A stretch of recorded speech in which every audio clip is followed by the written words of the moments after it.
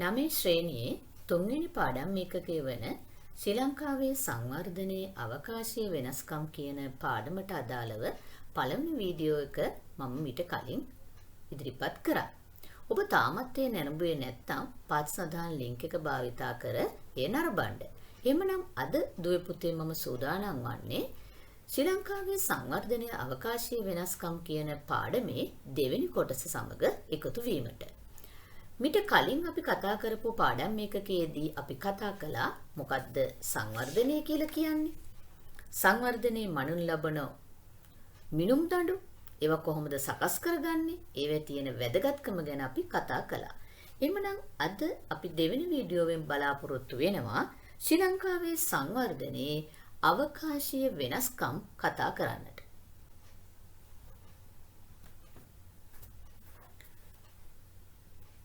ශ්‍රී ලංකාවේ සංවර්ධනීය අවකාශීය වෙනස්කම්.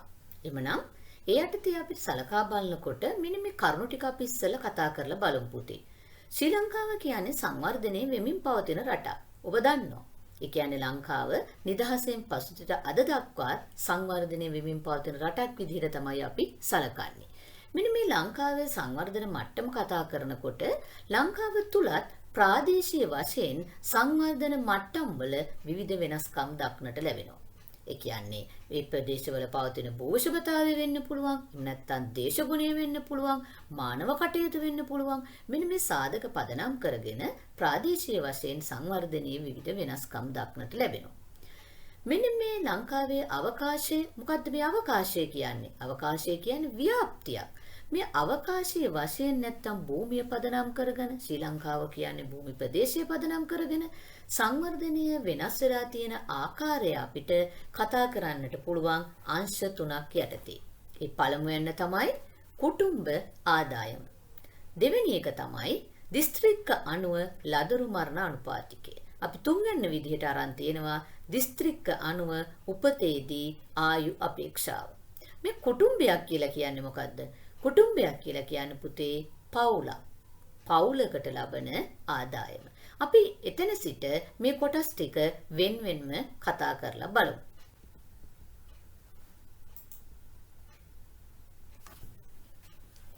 ශ්‍රී ලංකාවේ සංවර්ධනයේ අවකාශීය වෙනස්කම් බලා ගන්න පුළුවන්. එහෙම නැත්නම් කතා කරන්න පුළුවන්. පළවෙනි මාතෘකාව විදිහට අපි ගන්නවා නැත්නම් පළවෙනි සාධකයේ විදිහට අපි ගන්නවා කුටුම්බ ආදායම. ලංකාවේ දිස්ත්‍රික්ක අණුව මාසික කුටුම්බ ආදායම 2009 වසරේ ගත්ත දත්ත වගුවක් අපට ලැබිලා තියෙනවා. මෙන්න මේ දත්ත අණුව කතා කරගෙන යනකොට අපිට කියන්න වෙනවා ලංකාවේ සංවර්ධනයේ වෙනස්කම්, අවකාශීය වෙනස්කම් ගැන යම් යම් තොරතුරු ටිකක් අපිට සලකා බලන්න පුළුවන්.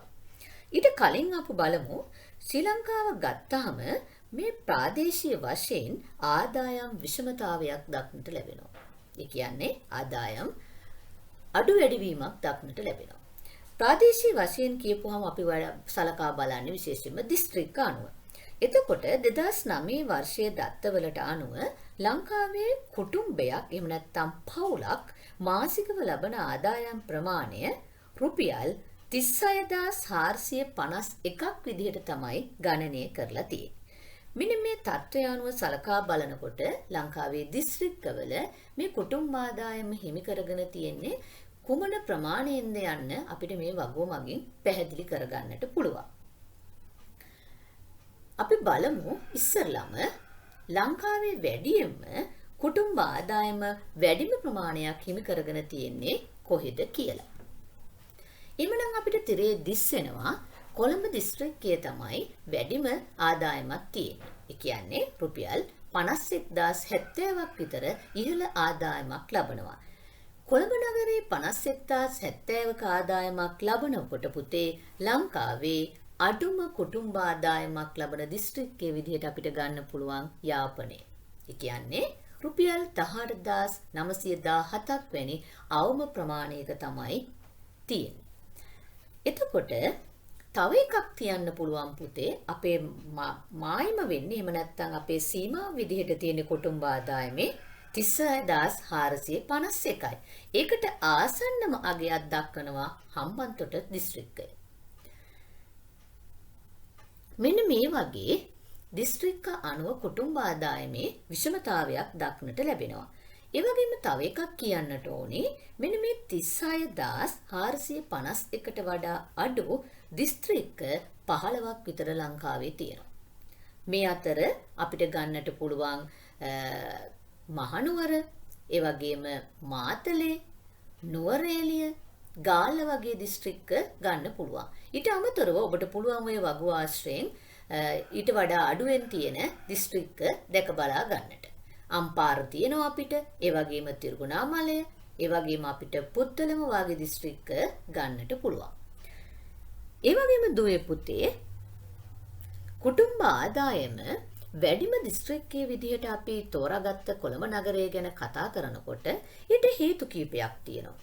එකක් තමයි ලංකාවේ අග නගරය. ඒ වගේම ජනගහනය වැඩි.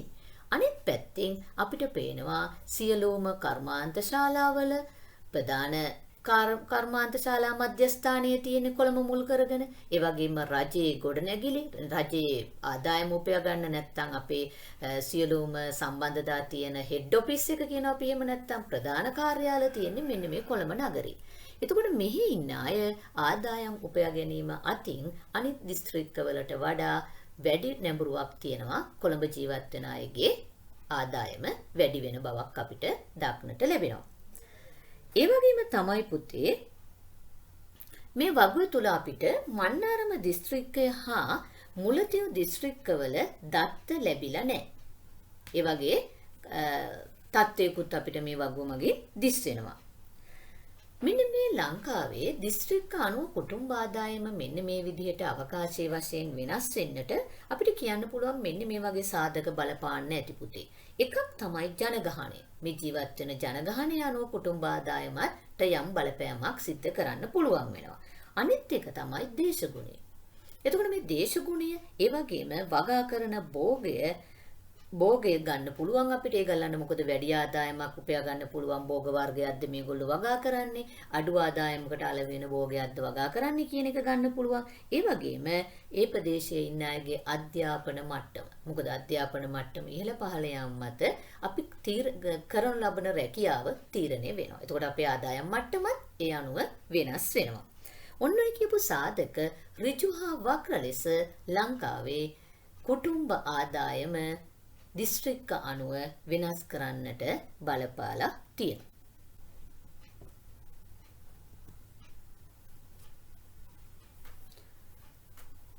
ශ්‍රී ලංකාවේ දිස්ත්‍රික්ක අනුව ලදරුමරු අනුපාතය දක්වන සටහනක් ඔබට පේනවා. 2010 වර්ෂයේ දත්ත තමයි මේකේ සටහන් වෙලා තියෙන්නේ. එතකොට මෙන්න මේ ලදරුමරු අනුපාතය ගැන කතා කරනකොට එකක් මතක තියාගන්නට ඕනේ, අපි මේ සංඛ්‍යාව ගණනය කරන්නේ 1000කට. මේ විස්තර පළවෙනි වීඩියෝයෙන් කතා කරා. එතකොට 1000කට ගණනය කරනකොට මෙන්න මේ සංඛ්‍යාවේ වැඩිවීම නෙවෙයි පුතේ අපිට මෙතන සුබවාදී වෙන්නේ අඩුවීම. උදාහරණයක් විදිහට අපි හිතමුකෝ එක රටක තියෙනවයි කියලා අගේ අපි හිතමු ලංකාවේ තියෙනවා 54ක්.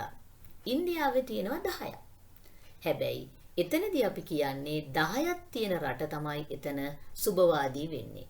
සාර්ථකත්වයක් ළඟා කරගෙන ඉන්නේ. 50ක් තියෙන එක එතන ඉහළාගයක් දැක්කුවට එයාගේ සංවර්ධන මට්ටම අපිට ගන්න වෙන්නේ පහත අඩුවෙන් කියන එක. පහළ ගිහිල්ලයි කියලා. ඇයි ඒ කියන්නේ පුතේ එතන කියවෙනවා 1000කට මිය යන සංඛ්‍යාව 50ක්. 1000කට මිය යන සංඛ්‍යාව 10ක්. ඒතකොට 1000කට 10ක් මිය යන එක තමයි හොඳ පැත්තට ගන්න තියෙන්නේ. ඔන්න ඒක හිතේ තියාගෙන මේ වගුව ගැන අපි අධ්‍යයනය කරලා බලමු. දිස්ත්‍රික්ක අනුව ලංකාවේ ලදරු මරණ අනුපාතය ගැන කතා කරනකොට ලංකාව දකුණු ආසියාතික රටක් විදියට ගත්තහමත් පුතේ අනිත් අතට ලදරු මරණ අනුපාතයේ ඉහළ තත්ත්වයක තියෙන රටක් විදිහට තමයි අපිට ගන්න පුළුවන් වෙන්නේ. ඒ කියන්නේ අපේ අගය අනිත් පැත්තෙන් පහළයි කියන එක. එහෙමනම් අපි බලමු ලදරු මරණ අනුපාතය ගත්තාම ලංකාවේ කොහොමද මේක ව්‍යාප්ත වෙලා තියෙන්නේ කියලා. දිස්ත්‍රික්ක අනුව ගන්නකොට ලංකාවේ වැඩිම ලදරු මරණ අනුපාතිකයක් තියෙන්නේ සහ අඩුම ලදරු අනුපාතිකයක් තියෙන්නේ කොහෙද කියලා අපි බලමු. එහෙමනම් වැඩිම ලදරු අනුපාතයක් තියෙනවා අපිට 25.1 වැනි ඉහළ අගයක් තියෙන්නේ මඩකලපුවේ. එතකොට අපි බලන්නට ඕනේ පුතේ ඊට කලින් ලෝක බැංකු වාර්තාව අනුව ඒ කියන්නේ 2015 වෙනකොට ලංකාවේ ලදරු මරණ අනුපාතයේ තියෙන පුතේ 1000කට 8.4ක් වැනි පහළ අගයක්. එතකොට බලන්න ඕගොල්ලන්ට ලංකාවේ ලදරු මරණ අනුපාතයේ සමස්තයක් විදිහට 8.10ක් වෙන 4ක් තියෙනකොට මඩකලපුවේ තියෙනවා 25.1. ඒතකොට එකෙන් හොඳට පැහැදිලි වෙනවා ඒදී මිය යන ලදරුවන්ගේ සංඛ්‍යාව ඉහළ අගයක් ගන්නා බව. ඊළඟට අපි බලමු කොහෙද ලංකාවේ අඩුම ලදරු මරණ අනුපාතිකයක් තියෙන්නේ කියලා. එතකොට අපිට පේනවා 2015 වෙනකොට ලංකාවේ ලදරු මරණ අනුපාතය තිබ්බේ 8.4ක. හැබැයි කිලිනොච්චේ තියෙන්නේ 0.9. 0.9ක් කියන්නේ ඊටාම පහළ අගයක්. ඒ කියන්නේ හොඳ මට්ටමක් එතන අපිට පේනවා. එතකොට මෙන්න මේ අන්ත දෙකක් ඔස්සේ මේ අඩු වැඩි වීම අපිට විචලනය වෙන ආකාරය අපිට දක්නට ලැබෙනවා. ඒ වගේම තමයි පුතේ ඉතුරු දිස්ත්‍රික්ක ටික අතර එතකොට අපිට පේනවා මෙම පරාසය තුල තමයි ඉතුරු දිස්ත්‍රික්කවල ලදරු මරණ අනුපාතිකය ගමන් කරලා තියෙන්නේ.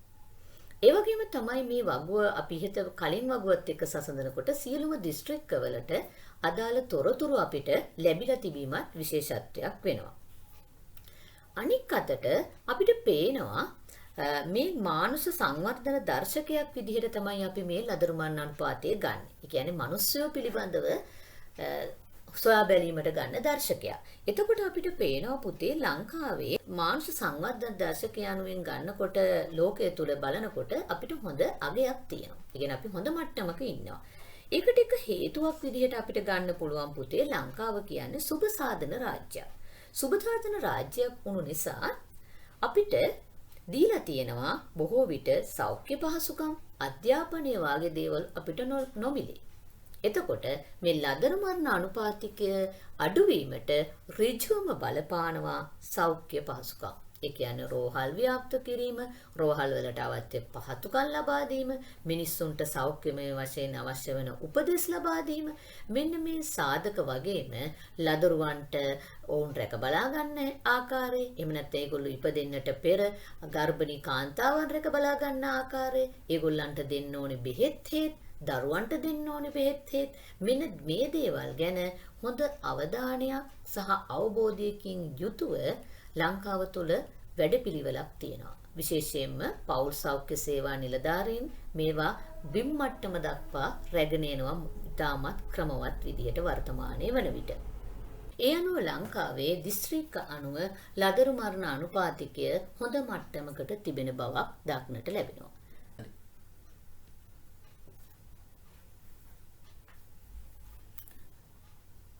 එහෙමනම් ලංකාවේ සංවර්ධනයේ අවකාශීය වෙනස්කම් දක්වන තවත් සාධකයක් විදිහට අපිට ගන්න පුළුවන් උපතේදී ආයු අපේක්ෂාව. දිස්ත්‍රික්ක අනුව අපිට ලබා දීලා තියෙනවා. ඒ කියන්නේ 2002 වර්ෂයේදී.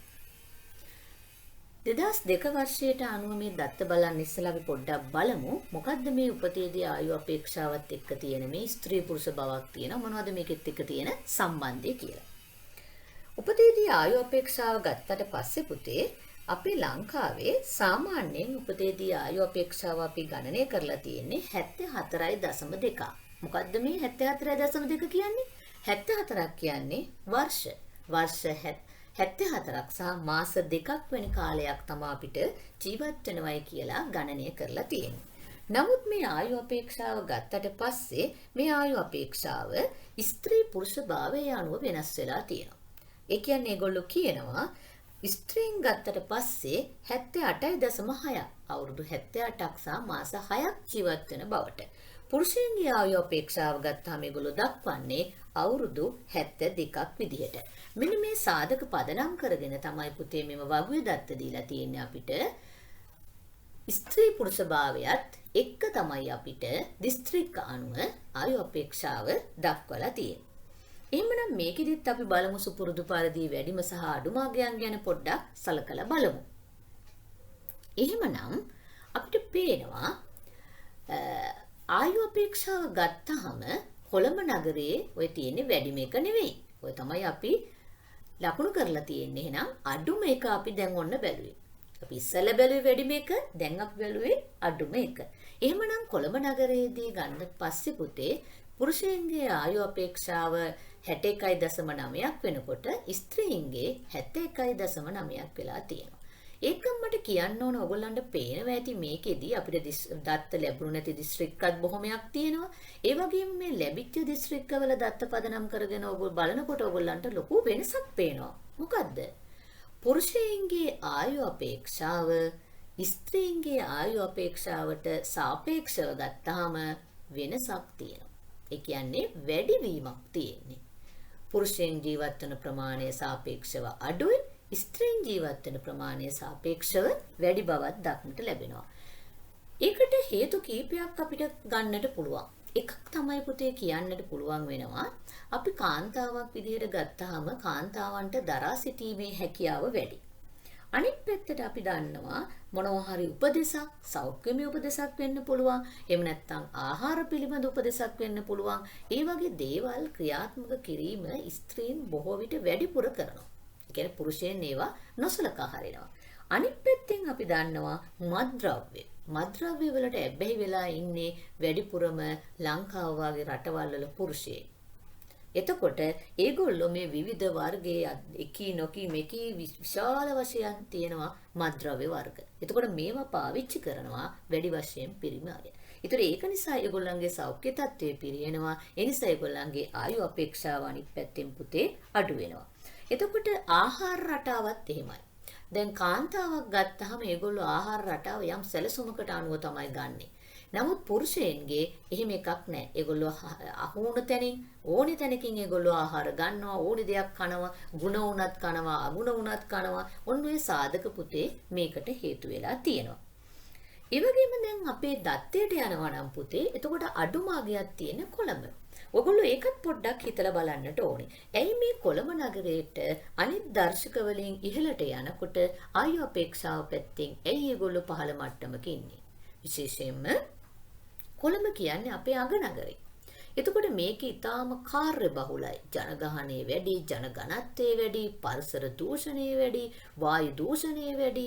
එතකොට මේ ඒ වගේම ඒගොල්ලෝ වැඩියෙන්ම කන්නේ මොන ආහාරද? ශනික ආහාර. ඔයගොල්ලෝ පුරුදු වෙලා ඇති බොහොම ලස්සනට කන්න නේද? සොසේජස් ද අරවද මේවද ගිහිල්ලා ගන්න හොට් ඩොග්ස් කනවා නේද?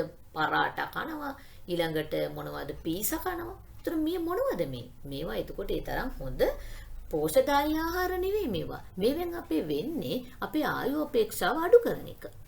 එතකොට මේ කොළඹ නගරයේ ජීවත් වෙන අයට පුතේ වැඩිපුරම කන්නේ ඒගොල්ලෝ අලුත් දේවල් වල ආහාර විදිහට. ඕවා තමයි කන්නේ. ශනික ආහාර.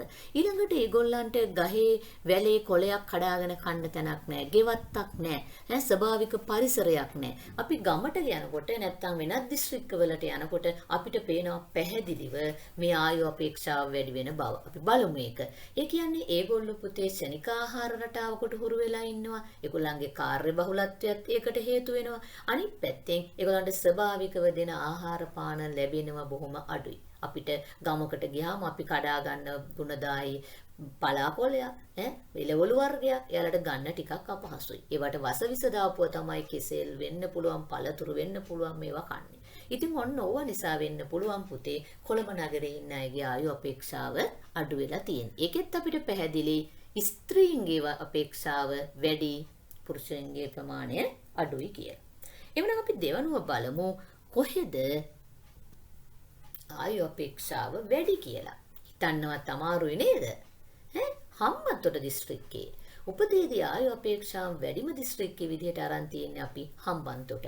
ඒකෙදිත් පේනවා පුරුෂයන් 70 අවුරුදු 76ක් ජීවත් වෙනකොට ස්ත්‍රීන් 82ක් ජීවත් වෙනවා. ලොකු පරතරයක්. හම්බන්තොට නගරයේ එතකොට මේ විදිහට ආයු අපේක්ෂාව වැඩි වෙන්න බලපාපු සාධක කීපයක් විදිහට අපිට කියන්න පුළුවන් පරිසරය. ඒ කියන්නේ පරිසරයේ තියෙන දූෂණය වීම අඩුයි කොළඹ නගරයට බලනකොට, කොළඹ නගරයත් එක්ක බලනකොට. ඒ වගේම ආහාර රටාව. ඒගොල්ලන්ට අලුත් මාළු, ඒ කියන්නේ ප්‍රෙෂ් පිට මාළු ලැබෙනවා. ඒ කියන්නේ විවිධ මේ ෆෝමලින් වගේ දේවල් ගහපු නැති අලුත් මාළු ඒගොල්ලන්ට ලැබෙනවා. ඒ වගේම තමයි ඒගොල්ලෝ ගන්නවා පුතේ හොඳ ලුණු තියෙන ඒගොල්ලන්ට. ඒ වගේම තියෙනවා පළතුරු. විශේෂයෙන්ම කටුවනෝදා, ඒ වගේම තුඹ කරවිල, ඒ කියන්නේ එළවලුවක් විදිහට, ඒකට කටුවනෝදා වගේ පළතුරු, ඒ වගේම වැලි අනෝදා වගේ පළතුරු, තුඹ කරවිල වගේ එළවලු, මේ වගේ දේවල් ඒගොල්ලෝ පාවිච්චි කරනවා. රටකජු, ඒ වගේම තමයි ඒගොල්ලෝ වගා කරනවා පුතේ මොනවද? හේන් වගාව. හේන් වගාවෙනුත් ඒගොල්ලෝ හොඳ අස්වැන්නක් ලබා ගන්නවා. එතකොට මෙන්න මේ දේවල් ඒගොල්ලෝ ගාව තියෙනවා. ඒ වගේම පොල් තෙල්. පොල් වැවෙනවනේ හම්බන්තොට වැඩි වශයෙන්. ඒ නිසා ඒගොල්ලන්ට මේ ෆාම් ඔයිල් මික්ස් කරපු පොල් තෙල් නෙවෙයි ඒගොල්ලෝ කන්නේ. සමහර විට ඒගොල්ලොම හිඳපු පොල් තෙල්. ඉතින් එතකොට ඒ වගේ දේවල් එක්ක ඒගොල්ලෝ හොඳ සමාජීය හා ආර්ථික සම්බන්ධතාවයකින් යුක්තව ප්‍රීතිමත් ජීවිත ගත කරනවා. මෙන්න මේ හේතුව මත ඒගොල්ලන්ගේ ආයු අපේක්ෂාව වැඩි වෙලා තියෙනවා. එතකොට පුතේ උපතේදී ආයු අපේක්ෂාව වෙනස් කරන්නට අපේ සෞඛ්‍ය තත්ත්වය, සනීප ආරක්ෂාව, ආහාර පුරුදු වැනි දේවල් බලපාලා තියෙනවා. විශේෂයෙන්ම පුතේ මට මෙතනදී කියන්න ඕනේ කරුණක් තමයි ලංකාව ගත්තහම ලංකාවේ තාමත් හොඳ ජාතික ආහාර ප්‍රතිපත්තියක් නැහැ අපිට. ඒ කියන්නේ අපේ රටේ මිනිස්සුන්ට වස විස කවන එක තමයි කවුරුත් කරන්නේ. ඒ කියන්නේ ඒගොල්ලන්ගේ වෙළඳුන්ගේ ඒගොල්ලන්ගේ ලාභ ප්‍රයෝජන බලාපොරොත්තුෙන් ආදායම වැඩි කරගන්නට ඊ타ත්ම ශරීරයට අහිතකර වස විස වර්ග, එළවලු, පළතුරු, මස් මාළු මේ හැම දෙයකම මිශ්‍ර කරලා තියෙනවා. ඉතින් මෙන්න මේ විදිහට ගියොත් අපේ රටේ මිනිසුන්ගේ ආයු අපේක්ෂාව ඔය තියෙන විදිහට අපිට අනාගතයේදී දකින්න නම් අපහසු වෙයි. විශේෂයෙන්ම ඔයගොල්ලන්ටත් කියන්න ඕනේ කාරණයක් තියෙනවා දුවේ පුතේ මට මේ වෙලාවේදී පුංචි ඔයාලා තමයි අනාගතේ බාරගන්න ඉන්න කට්ටිය. අපිට සමහර ලාවට ජනමාධ්‍ය වලින් අහන්න ලැබෙනවා තව අවුරුදු 10ක් 15ක් 20ක් යනකොට අපේ ආයු අපේක්ෂාව අවුරුදු 30 35 වෙනවලු ඔයගොල්ලෝගේ. අපි එහෙම අහලා තියෙනවා. ඒකට හේතු තමයි මේ අපි කන ආහාර රටාවේ තියෙන විෂමතාවය. ඊට වඩා අපි කන ආහාරවල තියෙන විස සහිත බව. එහෙමනම් දුවේ පුතේ ඔයගොල්ලොත් පුරුදු වෙන්න ඕනේ දේශීය ආහාර අනුභව කරන්න. ඒ වගේම ඔය ශෙනික ආහාර පිටිපස්සේ යන කැමැත්ත ටිකක් අඩු කරගන්න. අපි ප්‍රාර්ථනා කරමු ලංකාවටත් ඉක්මනින්ම ආහාර ප්‍රතිපත්තියක් නැත්නම් හොඳ ජාතික ආහාර ප්‍රතිපත්තියක් අපිට ලැබෙන්නට කියලා. එහෙමනම් අපි බලමු ලංකාවේ සංවර්ධනීය අවකාශයේ වෙනස්කම් දක්වන තවත් එක් සාධකයක් විදිහට ගන්න පුළුවන් සාක්ෂරතාවය. අපිට පේනවා 2012 වර්ෂයේදී ලංකාවේ සාක්ෂරතා අනුපාතය. මේක දිහා බැලුවට පස්සේ දුවේ පුතේ මෙතනත් මේ තියෙන්නේ ප්‍රස්ථාරයක්. මේ ප්‍රස්ථාරය කියව ගන්න ඕගොල්ලෝ පොඩ්ඩක් ඉගෙන ගන්න ඕනේ පළවෙනි. මම දත්තෙට ඉස්සෙල්ලා ඒක පොඩ්ඩක් කියලා දීලා ඉන්නම්. අපිට පේනවා මේ ප්‍රස්ථාරයේදී මෙන්න මෙතන ඉඳලා තමයි මේ අගයන් ටික ගමන් කරන්නේ. මේ රවුම ලොකු වෙන්න, වෘත්තය විශාල වෙන්න එහෙම නැත්නම් වෘත්තයේ අරය විශාල වෙන්න තමයි අපිට ප්‍රස්ථාරය ව්‍යාප්ත වෙන්නේ. ඒතකොට ඉහළට යන්න තියෙන අගයන් වැඩි, පහළට යන්න තියෙන අගයන් අඩුයි. ඒ කියන්නේ වෘත්තය පුංචි වෙන්න අගයන් ප්‍රමාණය අඩු වෙනවා. වෘත්තය විශාල වෙන්න අගයන් වැඩි. ඒතකොට අපිට පේනවා මෙතන 85ක් තියෙනවා. ඒතර මේ 85 මෙතෙන්ට යනකොට ඊළඟ වෘත්තයට යනකොට 90 වෙනවා. ඊළඟට මේ අපි 85න් අපිට වෘත්තයක් ඇඳලා නැහැ. ඒකයි වලට ප්‍රශ්නේ තියෙන්නේ. 90 වෙලා තියෙනවා. ඊට පස්සේ 95ට තියෙනවා. ඊළඟට 100ට තියෙනවා. එතකොට මේ දීලා තියෙන්නේ මේ තමයි අපේ ලංකාවේ තියෙන දිස්ත්‍රික්ක ටික තමයි වටේට තියෙන්නේ. ඊළඟට මේ අගයන් ඔස්සේ අපිට බලන්න පුළුවන් සාක්ෂරතාව කොයි විදිහටද ලංකාවේ තියෙන්නේ කියලා. මම පළවෙනිම කියන්නම් මෙන්න මෙහෙම එකක්. සාමාන්‍යයෙන් ලංකාවේ සාක්ෂරතාවයේ මහ බැංකු වාර්තාවට අනුව අපිට තියෙනවා 95.4ක් විතර මට්ටමක තමයි අපි ඉන්නේ. ඒ කියන්නේ දකුණු ආසියාව දිහා බලනකොට දකුණු ආසියාවෙන් අපි දෙවෙනි වෙන්නේ පුතේ සාක්ෂරතා අනුපාතයෙන් මාලදිවයිනට විතරයි. කියන්නේ අපි හොඳ මට්ටමක ඉන්නවා. ඒකට හේතුවක් තමයි ලංකාව සුබසාධන රාජ්‍යයක් වීම. ඒ කියන්නේ අපිට අධ්‍යාපන පහසුකම් අපි මීට කලින් මම මේක කතා කරා අධ්‍යාපන පහසුකම් අධ්‍යාපන උසස් අධ්‍යාපනය මේ සියලු පහසුකම් වලට ගොඩාක් උදව් උපකාර කරනවා රජය විසින්. නොමිලේ පොත්පත් ලබා දෙනවා. ඒ වගේම අපිට නීති රීති පනවලා තියෙනවා. පාසල් යවන එක අනිවාර්ය කරලා තියෙනවා. මෙන්න මේ හේතු නිසා තමයි ලංකාවේ පුතේ සාක්ෂරතාවය ඉහළ අගයක් ගන්න. මෙන්න මේ ප්‍රස්ථාරයට අනුව බලනකොට අපිට පේනවා ලංකාවේ සාක්ෂරතාවයේ ඉහළම තියෙන දිස්ත්‍රික්කයක් විදිහට අපිට ගන්න තියෙන්නේ ගම්පහ දිස්ත්‍රික්කය. ඒ කියන්නේ සාමාන්‍යයෙන් අපිට ගන්න පුළුවන් මෙතන 95 වෙනකොට මෙතන 100 නම් අපිට සාමාන්‍යයෙන් 98ක විතර වාගේ ප්‍රමාණයක් 97ක් 98ක් විතර ඉහළ අගයක් අපිට තියෙනවා කියලා පේනවා ගම්පහ. ඒ වගේම සාක්ෂරතාවයේ අඩුම දිස්ත්‍රික්කයේ විදිහට අපිට ගන්න පුළුවන් වෙන්නේ පුතේ මඩකලපුව. ඒ කියන්නේ සාක්ෂරතාවයේ එකේ 90ක් විතර තියෙනවා. එතකොට ඉතුරු දිස්ත්‍රික්ක ටික මෙන්න මේ පරාසය තුල තමයි විහිදෙන්නේ. ඒ කියන්නේ 90 සහ 98 වගේ මෙන්න මේ පරාසය තුල. කියන්නේ අපේ සාමාන්‍යයෙන් අවකාශීය වෙනස්කම් බලනකොට සාක්ෂරතාවයේ අපේ ලොකු වෙනසක් නැති බවක් තමයි අපිට සාපේක්ෂ වශයෙන් දිස්ත්‍රික්ක අනුව කියන්නට පුළුවන් වෙන්නේ.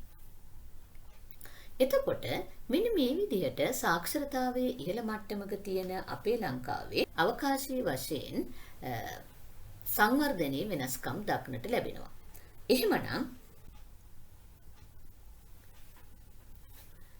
ලංකාවේ සාක්ෂරතාවයේ තවත් ආකාරයකට අපිට කියන්නට පුළුවන්. ඒ කියන්නේ එකක් තමයි මොකද්ද පුතේ එහෙනම් නාගරික ග්‍රාමීය හා වතු විදිහට අපිට මේක බෙදලා දක්වන්නට පුළුවන්. අපි බලමු. මෙන්න එහෙනම් නාගරික.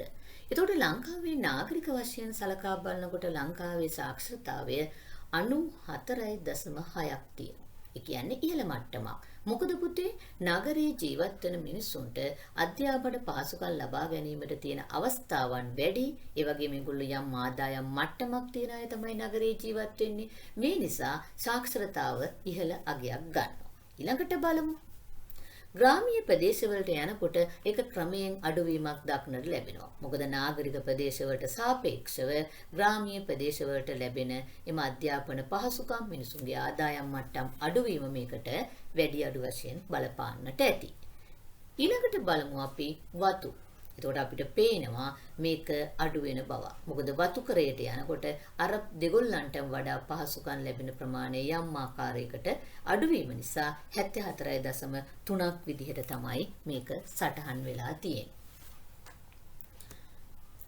මේ ආකාරයට අපි කතා කරා 9 වෙනි ශ්‍රේණියේ 3 වෙනි පාඩමට අදාළව වීඩියෝ දෙකක් භාවිතා කරලා සංවර්ධනයේ අවකාශීය වෙනස්කම් වෙනස් වීම ඒ වගේම සංවර්ධනය කොයි විදිහටද ලංකාවට බලපාලා තියෙන්නේ කියලා.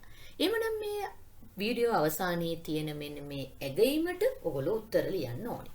එතකොට ඔයගොල්ලන්ට පුළුවන් වෙනවා ප්‍රශ්නයකට උත්තරයක් ලියා ගන්න පැහැදිලිව කරුණු ගොනු කර ගැනීමේ ශක්තියක් සහ හැකියාවක් ඔයගොල්ලන්ට ලැබෙනවා.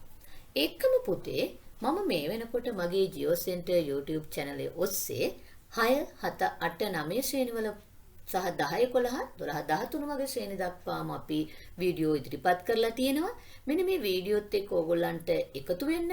ඔබ තාමත් අපිව subscribe කරේ නැත්නම් අපිත් එක්ක එකතු වෙන්න. එතකොට ඕගොල්ලන්ට පුළුවන් වෙනවා එම වීඩියෝ ලද සැනින්ම නරඹන්නට.